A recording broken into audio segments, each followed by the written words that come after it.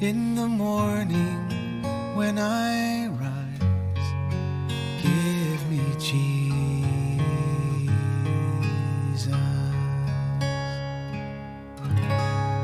Good morning. Well, over the last few days, we have seen an incredible story that many find hard to believe.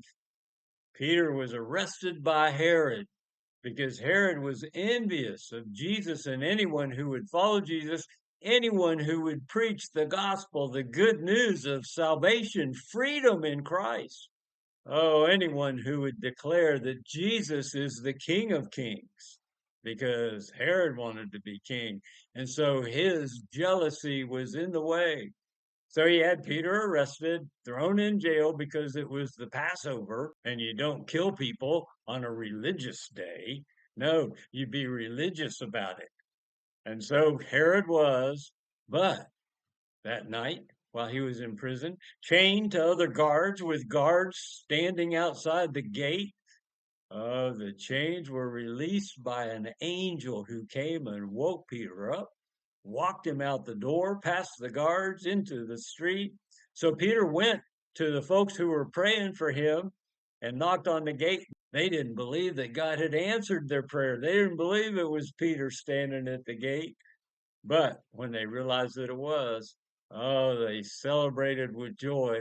And then Peter, for his own safety, went and stayed in another location. Herod went nuts and questioned the guards and sent them away. And then he went down to Caesarea. And we see now today that he even went to some other places, in particular to Tyre and Sidon. And he's all prideful. He doesn't like how the power of God is greater than his power. And so we see what happens with his pride today.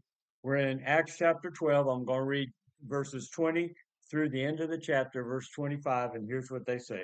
Now, he was very angry with the people of Tyre and Sidon, and with one accord they came to him, and having won over Blastus, the king's chamberlain, they were asking for peace, because their country was fed by the king's country. See, if the king was not gracious, then they wouldn't have had the food they needed. And so they were begging for grace from Herod.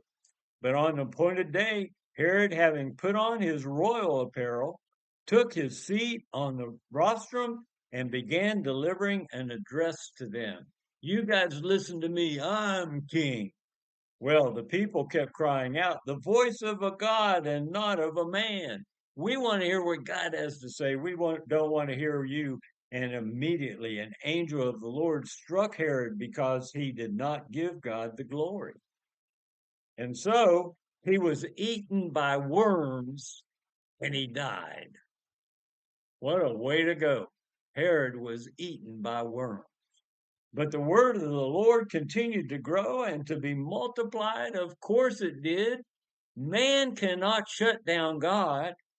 And Barnabas and Saul returned from Jerusalem when they had fulfilled their mission there, and they taking among them John, who was also called Mark. So they went to Tyre and Sidon and other places, preaching the gospel, preaching the good news, and many believed. Well, pride is a problem, folks, and it was certainly a problem for Herod.